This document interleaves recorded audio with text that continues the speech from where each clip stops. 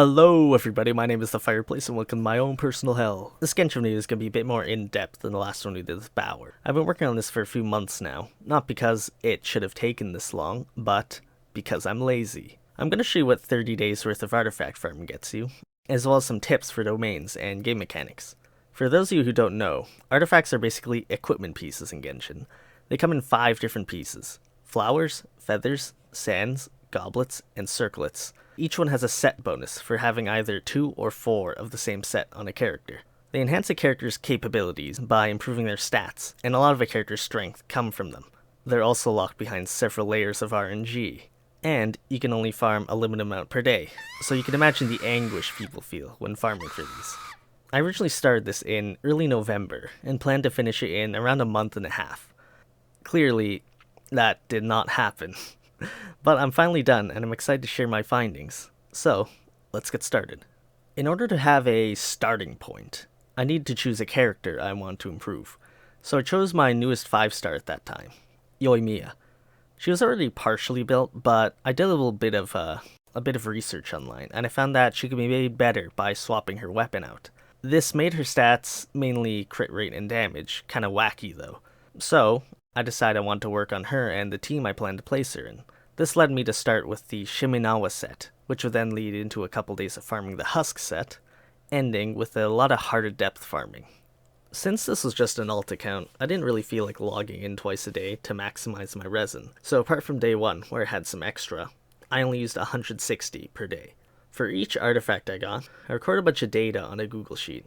I wrote the day I got it, the set, main stat, substats, if it was from the strongbox, and I also rated it on a arbitrary scale from strongbox fodder to high potential.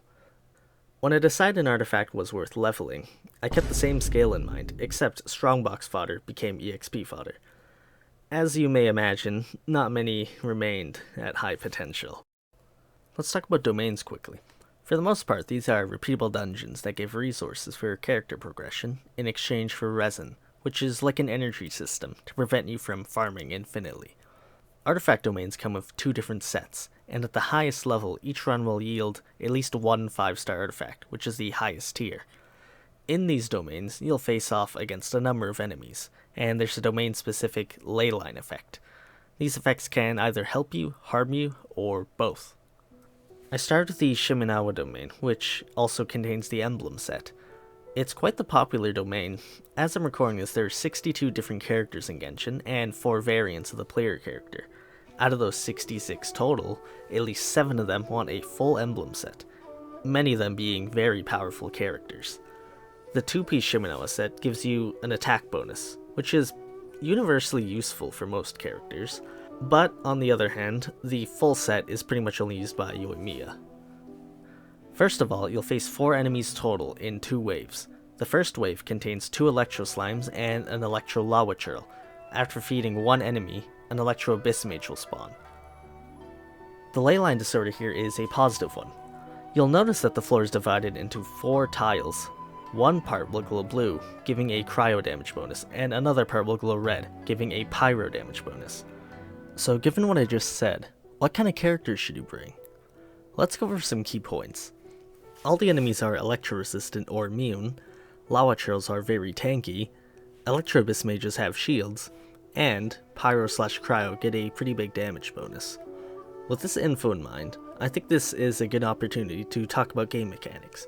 I'm going to briefly explain ICD and elemental gauges. If you're not interested or already know about this, here's a timestamp to skip the section. All characters have a way of applying their elements to enemies, but not every single hit of an ability will apply that element.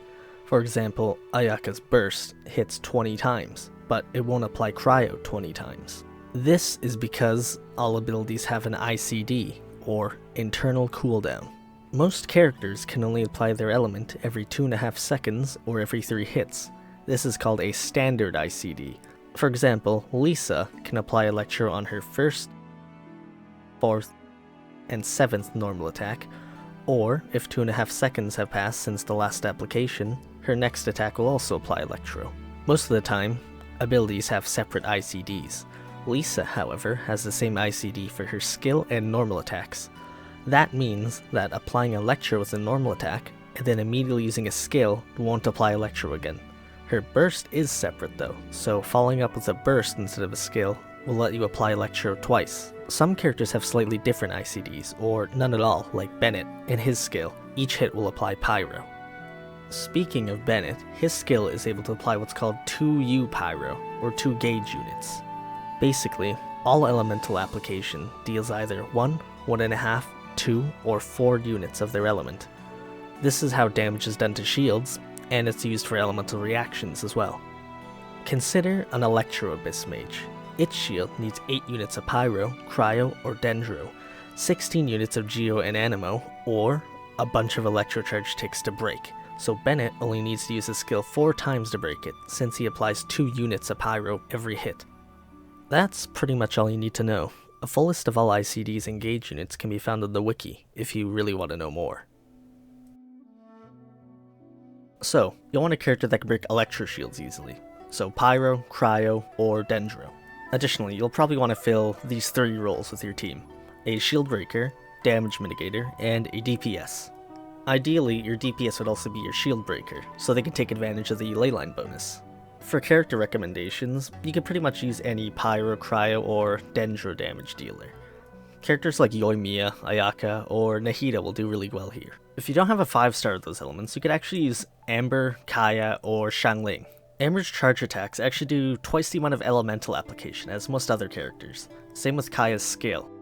And Xiangling's skill and burst both apply Pyro every single hit, so she should just obliterate any shield. For damage mitigation, you have a choice between healers and shielders. For 5-star healers, there's Qiqi, Kokomi, and Jean. Out of these 3, Kokomi has the strongest healing potential, but won't really damage shields. Qiqi's Cryo, which damages shields quite well, but her application is really slow, so she won't be doing much there. And Jean is the weakest healer here, mostly relying on her burst, but she does deal decent damage to shields. So any of these should work fine, just depending on your team composition. As for free characters, you have Barbara and Noelle. If you're just looking for healing, I'd recommend Barbara over Noelle, because Noelle's pure healing potential is not great. Honestly, she's much better off as a main DPS or a shielder. And with that, let's talk about shielders now. For 5-star shielders, there's Zhongli.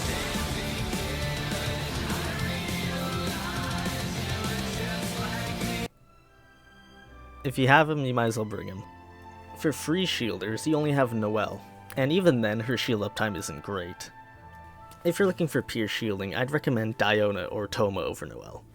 That's not to say she's bad though. She does decent damage, heals, and tanks pretty effectively. There's also damage reduction as a way of mitigating damage, but currently only 2 characters can do it: Xingqiu and Beidou.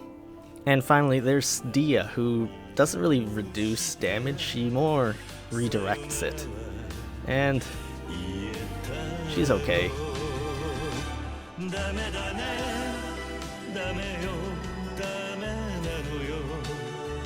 So in summary, a good team for this domain would have at least one of each role I mentioned before.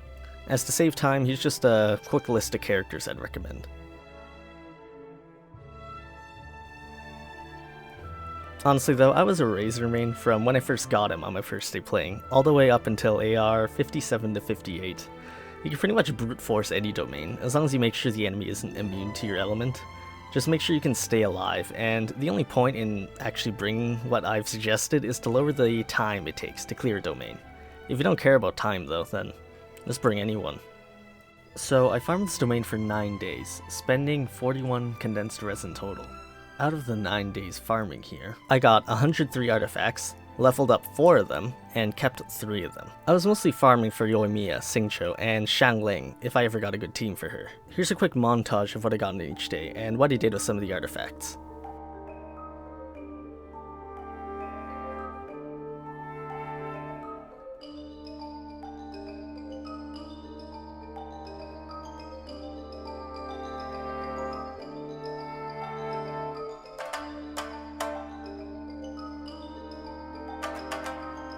Now, let's see what artifacts I ended up leveling.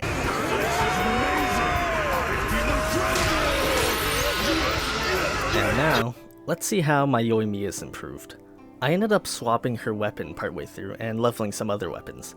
I kept her old artifacts though, so we can actually compare them on a fairly even playing field.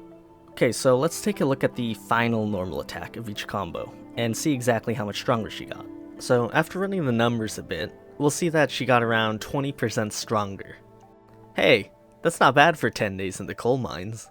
Honestly, it's probably just the Shimenawa set effect pushing her forward, because her old artifacts were actually pretty good. I ended up replacing 3 of her artifacts: her flower, her sands, and her circlet. Her flower was pretty much identical in terms of good substats, but it had an extra 5% attack. Her sands was pretty much exactly the same, but I swapped from gladiator to Shimenawa. And for her circlet, it actually got downgraded, because her old circle was actually really good. If the sets did change, it'd probably only be 1 or 2% difference. Next up we have the Husk domain, which is quite a bit more niche than the Shimenawa one. Husk is mainly used by Geo characters at scale of defense, so Ito, Noel, Yunjin, and Albedo. The other set in this domain is the Ocean-Hued Clam set. So, basically,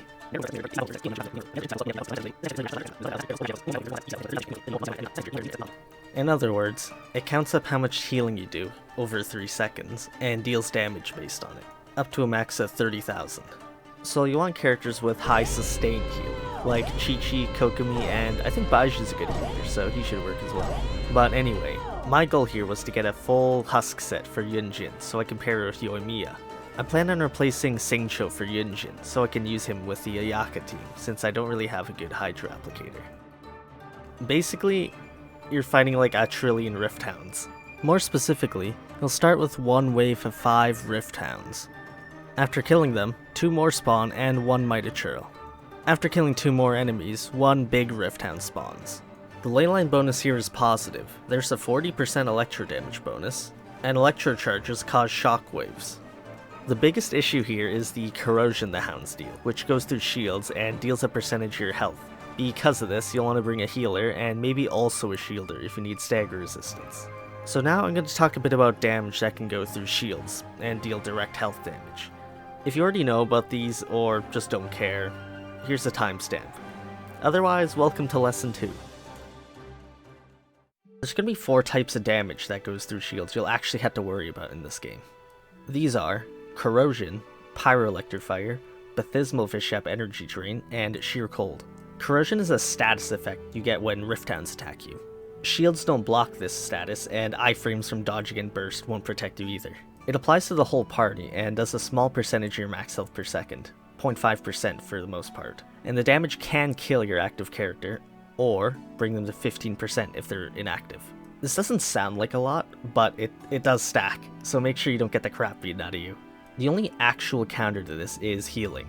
Otherwise you could try to kill everyone as quickly as possible, or dodge! You'll find Pyroelectors pretty much only in the Abyss, Enkanomiya, and during some quests.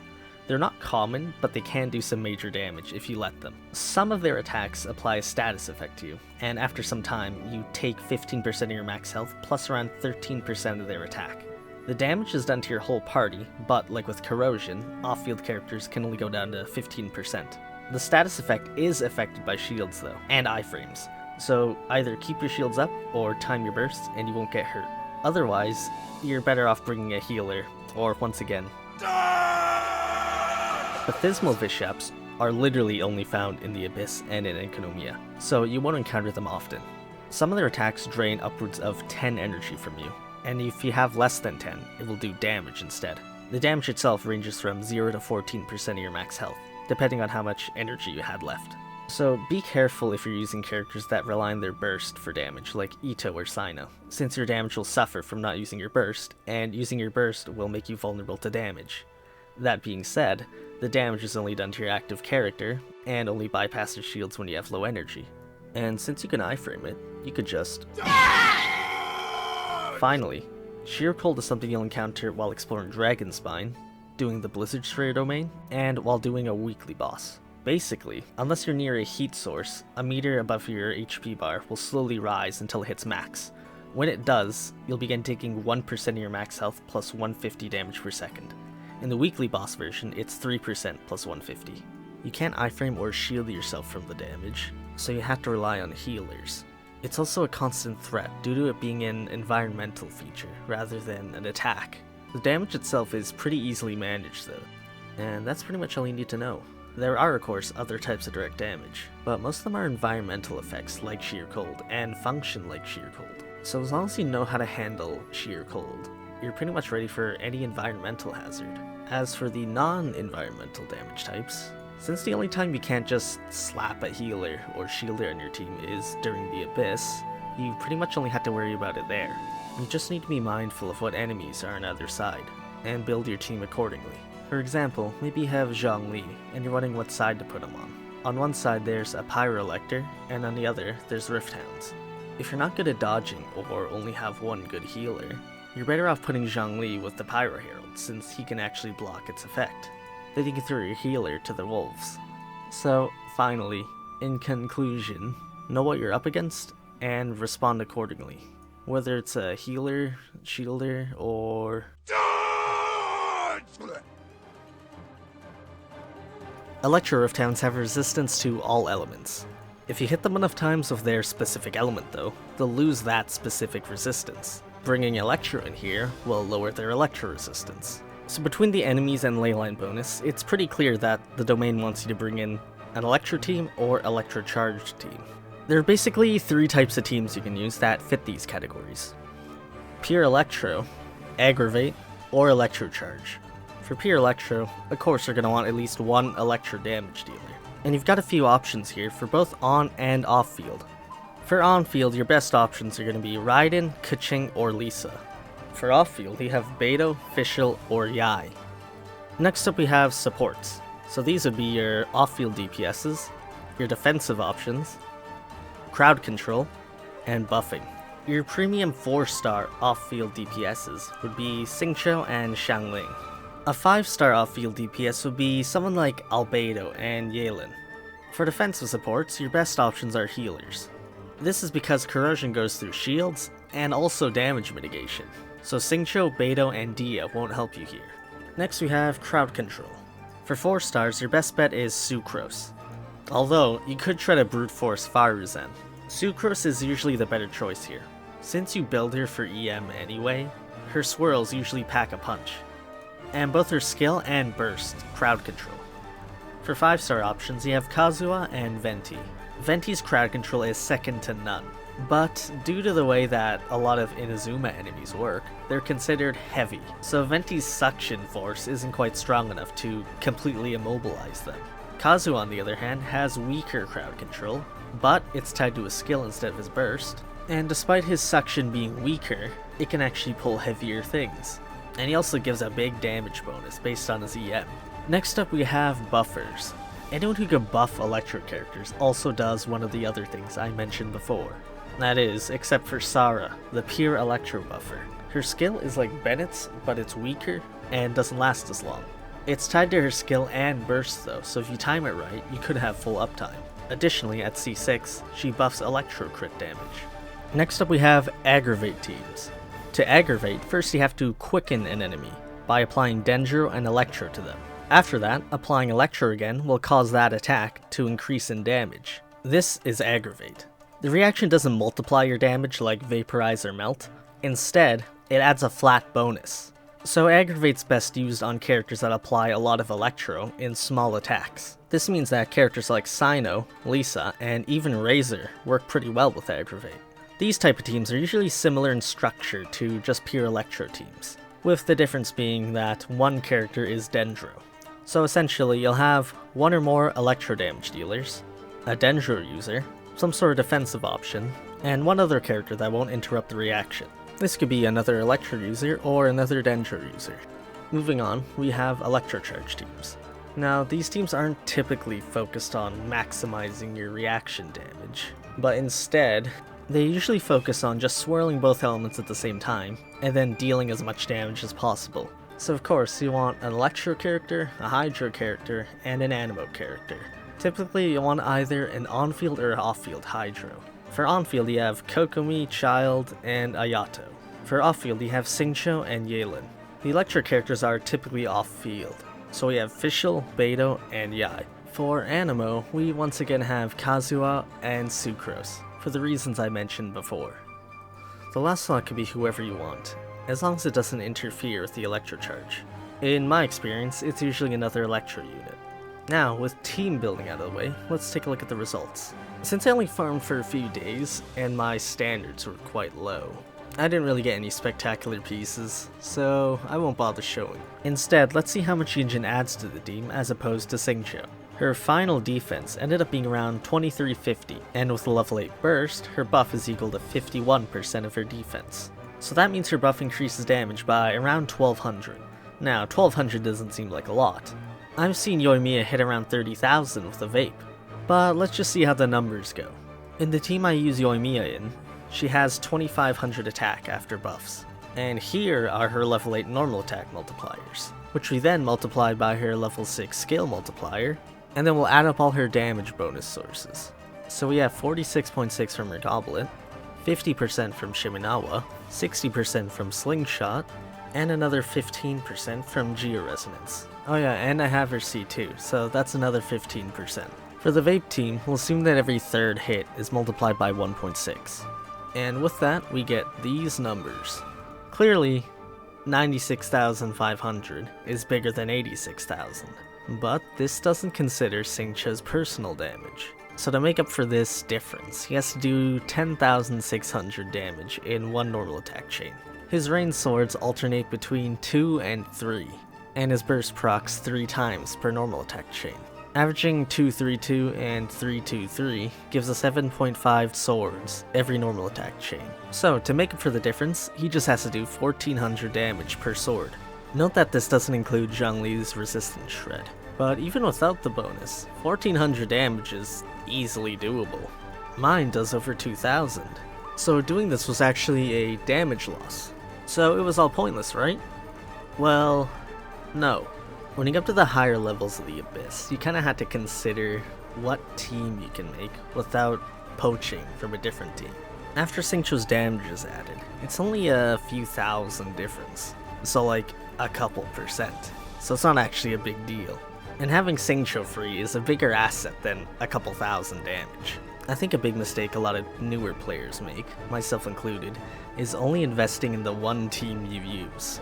But this leads to situations, even in the overworld, where you might find an enemy and find that, oh, they're immune to my strongest element. Or if you're fighting the Oceanid, for example, you don't really need to bring Xingqiu, so you might as well bring someone who can buff Yoimiya more.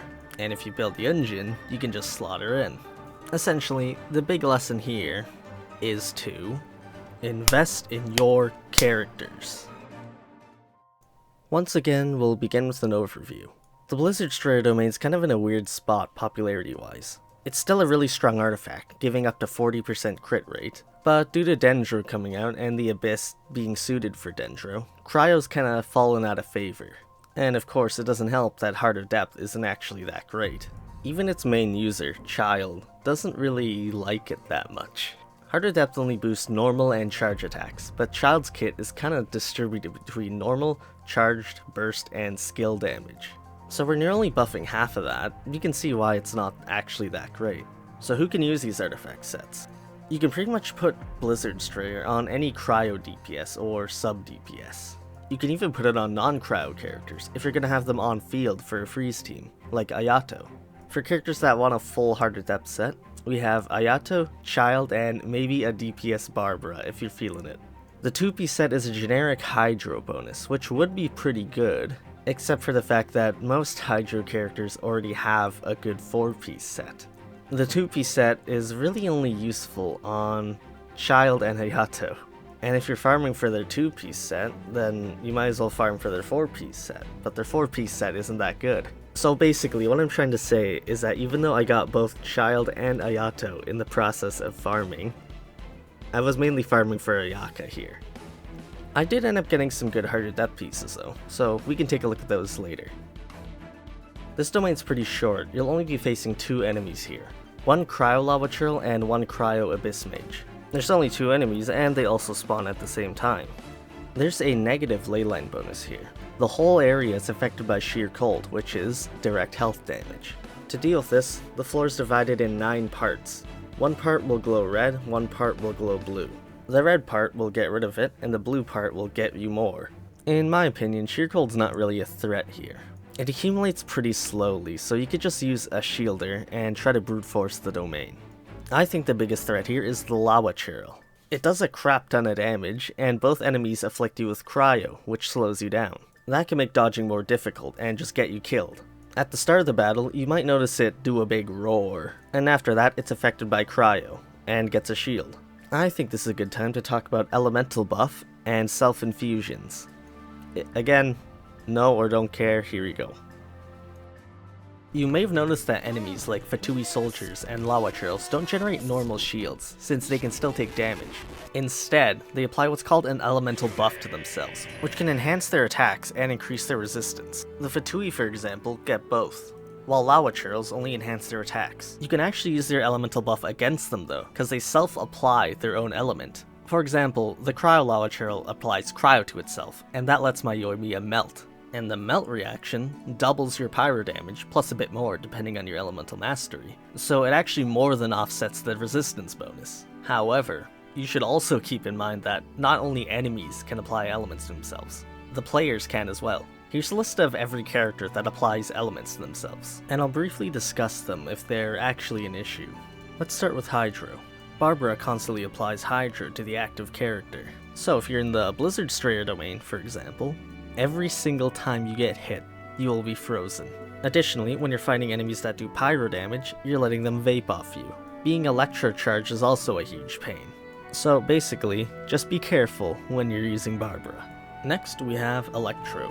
I thought that Dory would cause electrocharge on herself because her burst doesn't say she becomes immune, but she actually is. Dory's self-application is actually an attack on your active character. My theory is that it's similar to an interaction with Bennett and Razor. Combining their burst lets you proc Overload on yourself, but with no negative side effects. So since you're proccing on yourself, you don't suffer the damage or the stun. For Pyro, we have Bennett. When you use his burst, he creates a field that constantly applies Pyro to you. This lets enemies melt, vape, and overload you. The big issue here is the melt and vape, which, as you probably know, can really mess you up. Next, we'll talk about some self-infusions that are actually good. Let's start with cryo infusions, which are kinda weird, honestly.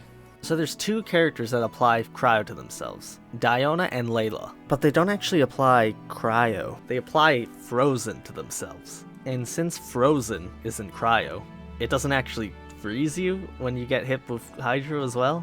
So it's called frozen, but it doesn't freeze you. All it does is clear your active element. If you want a character that can clear your elements repeatedly and quickly, then you'll want Jean. She'll continuously apply Animo to your character. This clears them of their active element and also swirls it to nearby enemies. And a fun thing only Jean can do, because she self-applies Animo, is you can use her with someone that creates a constant self-infusion like Bennett and Razor. When Jean self-applies, she actually swirls the element around her, and with a constant infusion, she'll keep swirling it every second. Since her swirl doesn't have an ICD, she'll keep applying the element. Another thing some Animo characters can do is swirl off yourself. This is something that Kazuha and the Animo Traveler can do. They can both absorb the elements off themselves. So essentially, the lesson is to take advantage of your enemy's weaknesses, as well as watching out for your own.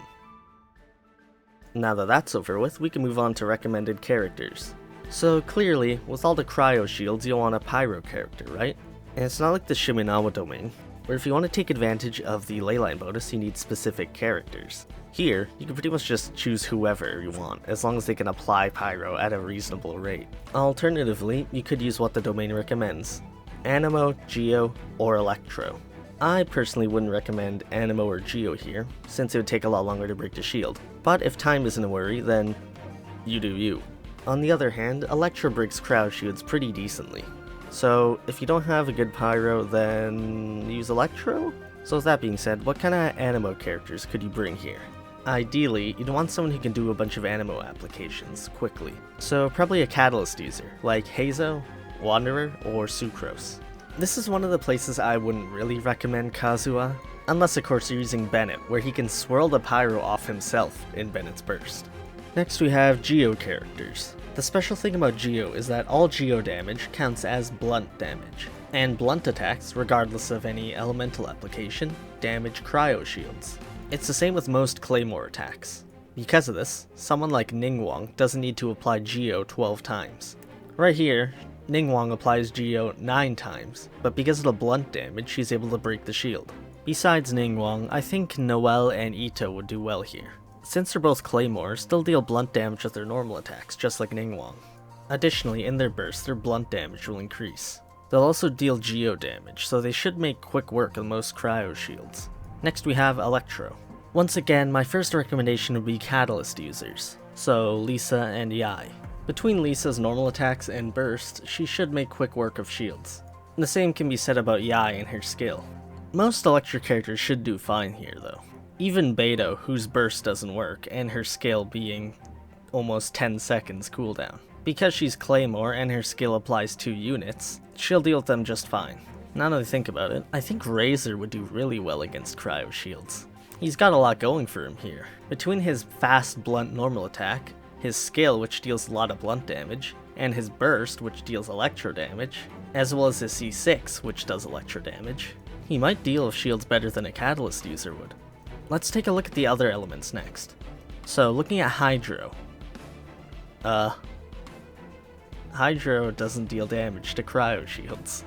So clearly, if you want to bring a Hydro user, there'll probably be some sort of support. I've included a list of characters that you might want to bring, and we'll just move on. Next, let's see cryo characters. To keep it short, at most bring Diona or Layla. Since their cryo shields are cryo, they'll be extra effective against cryo attacks. Other than that, you could bring Eula. Her main source of damage is physical, and she's a claymore, so she won't body the shields like other characters would, but she'll deal decent damage to them. Since there's no leyline bonus you can take advantage of, I'll refrain from recommending specific teams. Just make sure you can get the shields down and survive long enough to kill them. Now that that's done, let's see the results of 19 days of farming.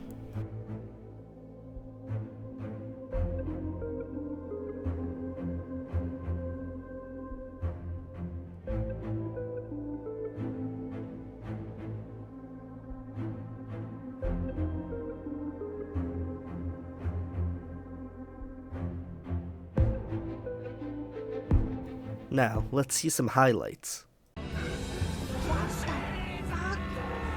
don't feel so good. Well, what are you waiting for?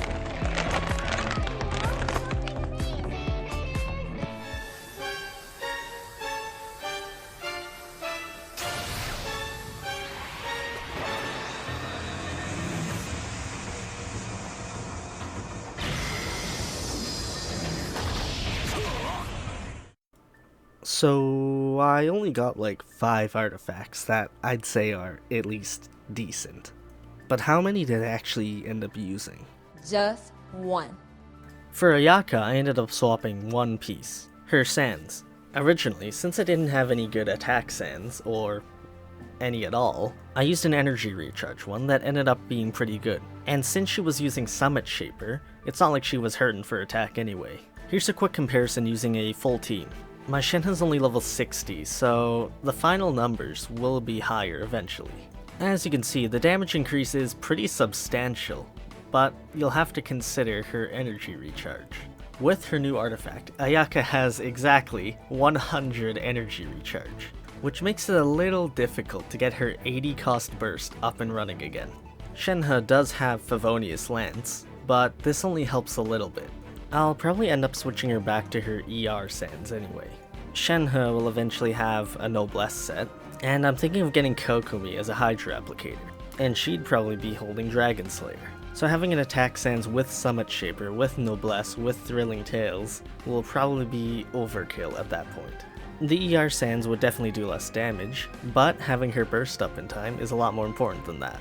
Enough about Ayaka though. I did say that I was mainly farming for her, but clearly that's not how it panned out. I got Child sometime during the farming stage, and I got Ayato sometime after. To show how mediocre Heart of Depth actually is, the placeholder Shimenawa and Gladiator set I gave to Child was better than any Heart of Depth set I got. Ayato got whatever pieces that would have gone to Child instead. So here are his stats and a quick demo. Honestly, I'm not really sure how to play Ayato. I kinda just threw him on a team with some other random characters, and he seems to be doing pretty well.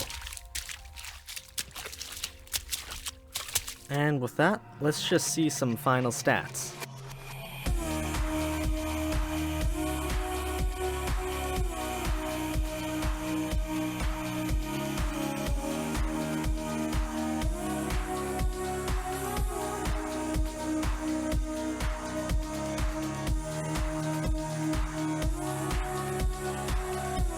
So, in conclusion, what have I accomplished with 30 days of artifact farming?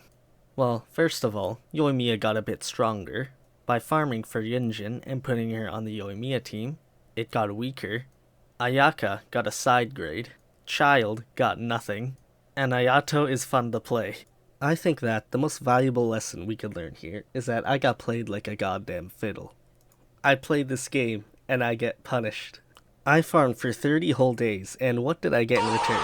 I got a folder of footage the size of Cyberpunk, a timeline that looks like this, a 7-month-long workload, and I probably have dysentery. But you know what? You know what would make it all worth it? If you just take the time to like and sub. Thanks for watching.